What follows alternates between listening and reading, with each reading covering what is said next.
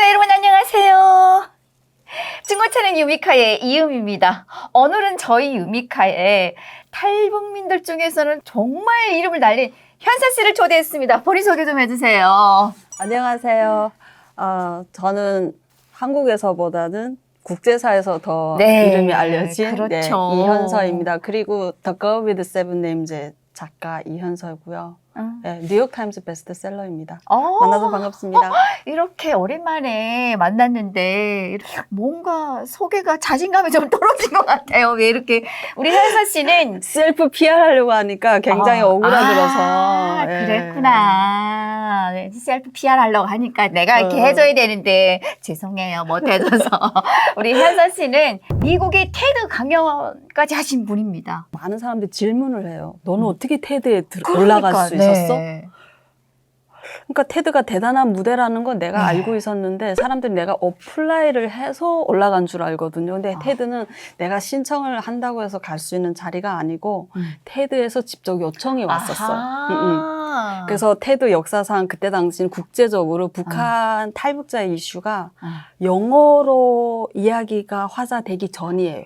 제가 최초로 그때 그 국제적인 무대에서 영어로 14분의 그 북한 사실 저희 탈북 스토리죠. 그걸 이야기하면서 엄청난 파장을 불러일으켰어요. 그러니까 그때 많은 사람들이 정말 북한 관련된 이 다큐멘터리를 몇 편 보는 것보다 아니면 진짜 북한 관련된 단체들이 휴먼 라이츠 이슈를 저거 하기 위해서 정말 몇 년 동안 노력했던 것보다 나의 14분 영상이 지대한 역할을 했다고 그때 엄청. 그래서 그때 제가 해외 플랫폼에서 활동을 하게 된 그 14분의 영상 하나가 제 인생을 완전 바꿨죠. 저는 그 영상을 봤습니다. 물론 영어를 해가지고 알아는 못 들었지만 우린 그 느낌이 있잖아요.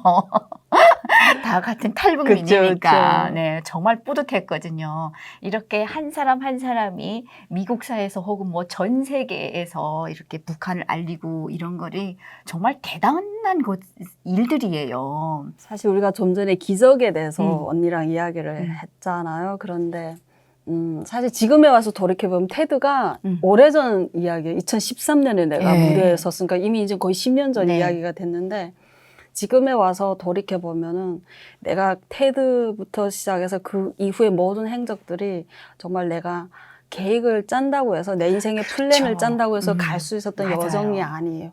정말 내가 운이 너무 좋았던 것 같고 선택된 사람이란 생각이 들어요. 그리고 제가 뭐 영어가 누구보다 완벽해서 선택된 것도 아니에요. 영상 보면 제가 영어가 어눌했고 그래요? 긴장해서 제가 아예 움직이지를 못하잖아요. 너무 긴장해서 긴장하지. 거의 떨었거든요. 그때 내가 무슨 말 하는지도 머리가 백지장이 됐었고 왜냐면 그 관객이 몇 명이나 됐습니까? 3,000명인데요. 근데 그 관객이 일반 관객이 아니에요. 그렇죠. 거기는 무대에 선 사람보다 관객이 더 유명한 무대예요. 그러니까요. 네. 그 밑에가 엘고 부통령부터 시작해서 빌 게이츠, 진짜 벤 애플릭 다 밑에 앉아 있었어요. 모든 관객이 뭐 코카콜라 회장, 뭐 에스티로더 뉴욕에서 온 회장님 뭐 해서 진짜 그 관객이 구글 회장부터 시작해서 정말 유명한 사람들 회장님까지 오셨습니다. 관객이 더 유명한 무대였어. 거기가 우리 무대에 서 있는 사람이 아니라. 그래서 되게 긴장했던 순간이었는데 저는 사실 정작에 무대에 딱 서니까 조명이 저한테 비치고 3,000명이 새까만 그 무대 밑에서 쳐다보고 있는데 조용해요. 순간에 너무 긴장해서 다리가 후두두두두 나가면서 떨리는. 그때 진짜 나 도망칠 수만 있으면 도망치고 싶었어. 그 순간에 든 생각이 조선속담 처음으로 쥐구멍이라도 있으면 들어가고 싶은 게 진짜 쥐구멍을 찾았어. 농담이 아니라. 그래서 그때 내가 사실 크리스천까지는 굳이 아니었는데 기도를 했어요.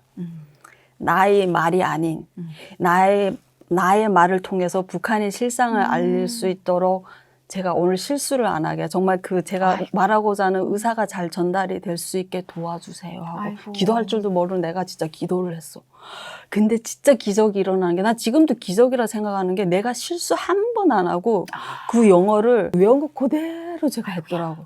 그러니까 이게 관중하고 커뮤니케이션이 잘 됐던 거예요. 그렇지. 알아들었어. 그래서 그때 그 기립박수가 나왔던 거예요. 제일 막판에. 저는 너무 뿌듯했어요. 이게 북한 사회를 이렇게 알릴 수만 있다면은 정말 알리고 싶거든요. 우린 경험자잖아요. 그쪽에서 살아온.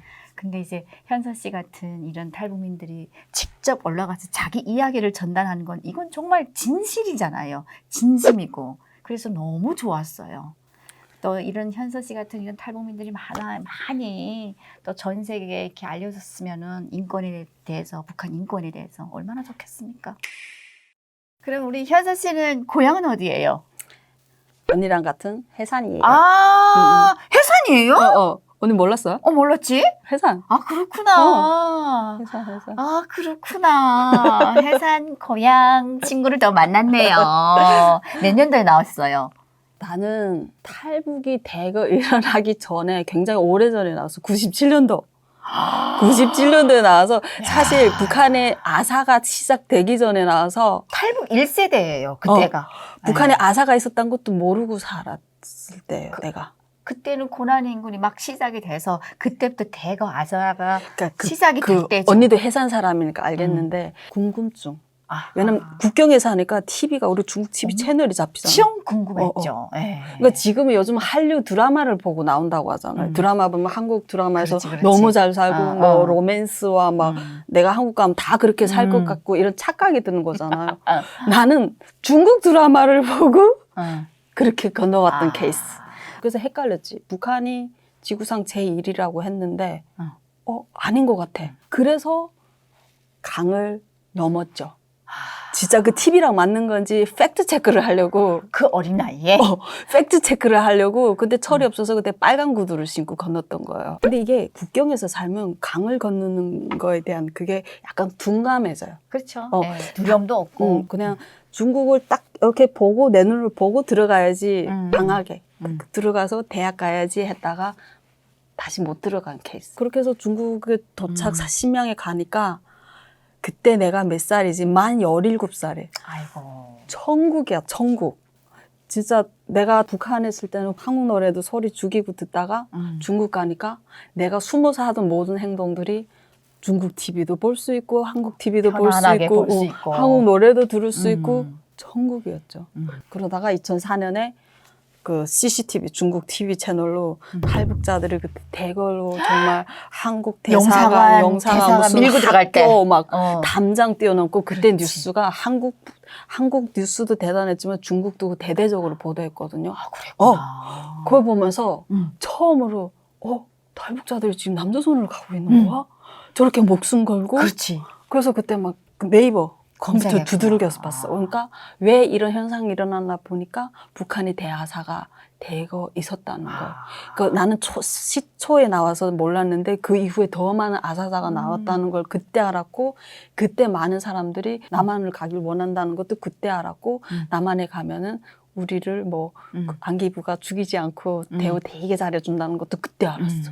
그런데 한국으로 오는 게 쉽진 않거든요. 나는 그렇게 목숨 걸고 뭐 대사관 담당 뛰어넘을 각오도 안 돼 있고 난 그때 중국 여권이 있었음에도 불구하고 그 각오를 못 했었어요.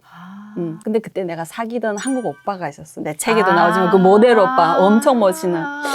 그래 오빠의 고향인 남한도 가는 게 나쁘진 않겠다.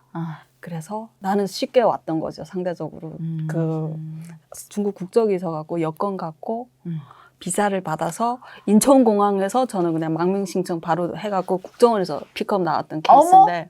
그러면은 비행기 타고 중국 여권으로 인천공항까지 들어온 거죠. 바로. 세상에. 아니 그러면은 그 전에 한국 오빠도 뭐 만났다라고 했잖아요.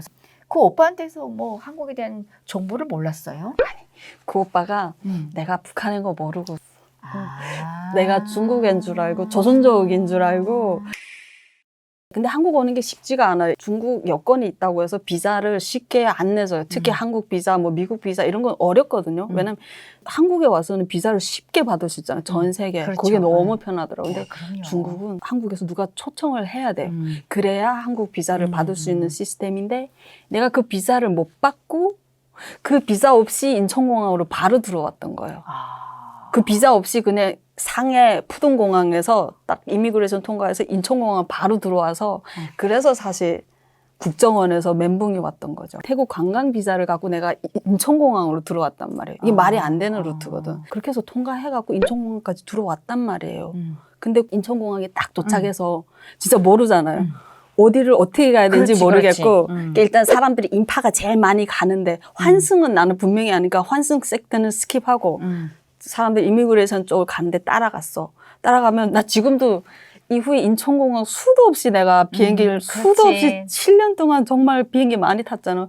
아직도 그 인천공항에 거기 가면 항상 그 생각이 나. 옛날에 내가 망명 그거 할 때 그 순간 그 인파 따라 막 가다 보니까 그 이미그레이션 뭐 이렇게 창구가 여러 개 있는데 줄이 엄청 많이 서잖아요. 어느 한 줄에 섰어. 근데 줄이 길잖아요. 20분 기다렸던 것 같아. 거의 내 앞에 순서가 오는데 심장이 뛰는 거예요.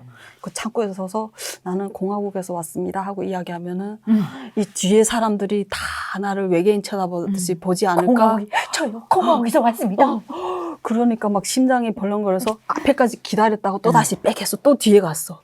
또 뒤에 가서 또 다시 줄을 서고 그거 한 몇 번 반복하다가 옆에 보니까 출입국 사무소가 있는 거야. 출입국 사무소. 차라리 저기에 들어가면 덜 쪽팔리겠다 싶은 거야. 그래서 내가 그때까지 몰랐어 언니. 이 남한에 탈북자가 많이 있다는 걸 몰라갖고 출입국 사무소에 들어가면 나를 외계인 쳐다보듯이 보겠지. 왜냐면 적국에서 왔으니까 탈북자는 아마 이 사람들이 처음 볼 거야. 어떡하지? 그 사람들이 그 시선이 부담스러웠던 거지. 그래서 출입국 사무소에 들어가고 저 조선민주주의인민공화국에서 왔는데요. 그랬어. 저 진짜 그랬어. 조선민주주의인민공화국에서 왔습니다. 북한이란 말이 지금은 북한이라고 하지만 그땐 그런 말이 없었으니까 망명 신청을 하는데요. 어떻게 해야 되죠? 이렇게 서서 쭈삣쭈삣 이야기하는데 사람들이 그 말을 하니까 이렇게 막 타이핑하던 사람들이 다 쳐다봐. 그래서 드디어 올 것이 왔구나. 나를 외계인 취급을 하겠구나. 이랬는데 딱 보더니 또 원상으로 돌아가. 자기 할 일을 하는 거야. 순간 놀랐어. 야, 너네는 적국에서 왔는데 안 궁금해? 그렇지. 뭐지? 나는 거의 뭐 유령 취급인 거야. 뭐지? 깨우뚱해서 이 반응이 뭐지? 그치. 근데 한 사람이 뭐 이렇게 간부처럼 보이는 한 사람이 일어나서 대한민국까지 오느라고 수고하셨습니다. 아이고. 이러더니 여기 앉아 기다리면 제가 제가 국정원을 불러달라고 했단 말이에요. 국정원 불러올게요. 그 공항에 국정원 상주 직원이 있는 거 있어요. 그때 알았어. 불러온대요. 그래서 거기 딱 앉아서 기다리는데 나를 그다음부터 쳐다 안 봐. 그 사무실에 직원들 여럿 있는데 보는 사람이 관심이 없어. 그래서 너무 신기한 거야. 나는 원래 좋았죠. 나한테 무관심 해주면 좋은데 이게 어떻게 가능하지? 했는데 그 사연은 몇 시간 후에 내가 그 답을 찾긴 했었고 그래서 국정원에서 나왔어. 국정원에서 나오고 공항 관계자도 나와서 뭐라냐면 지네끼리 그 눈치 있잖아. 얘는 가짜야 이거 있잖아. 얘 중국이야 뭐 이런 그런 거 있잖아.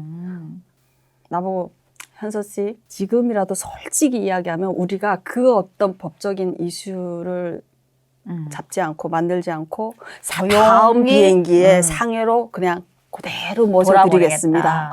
근데 끝까지 내가 우겨서 만약에 우리가 정말 조사를 다 해서 정말 탈북민이 아니라는 게 그때 발각됐을 때는 그 외국인 감옥에 갔다가 중국에 가서 실제 감옥 생활 해야 되는 거 아시죠? 이러는 거예요. 추방이니까. 추방. 그래서 저 그거 알고는 왔는데 그 순간에 있잖아. 그때 내가 슬펐던 게 중국에서는 정말 죽을 힘을 다해서 나는 북한 사람 탈북자가 아니라고 내가 어필을 해야 했었고 그때 정말 믿어주는 사람이 없었고 지금은 남한에 와서 내가 온 힘을 다해서 나는 북한에서 왔다고 지금 솔직하게 말을 하는데 이제는 또 내가 북한 사람이 아니래. 믿어주는 사람이 없어. 이제는 정말 극과 극이다. 난 중국인이라 나보고 중국에 가래. 그때 그 감정이 정말 슬픈 거예요. 나는 뭘 어떻게 해서 나는 조선 사람이란 걸 내가 프루브하지? 정말 뭐 블러드 테스트, DNA 테스트 해서 해줄 수 있는 게 있으면 진짜 그거라도 하고 싶은 거예요. 근데 뭐 외관도 북한에 같지가 않고 행색이 이러니까 그냥 얘는 한국 국적을 받으러 온 중국사. 중국 조선족 뭐 이렇게 그 인식이 당시에 됐던 또 거예요. 그런 분들이 좀 있었어요. 그러니까. 그래서 아무튼 나는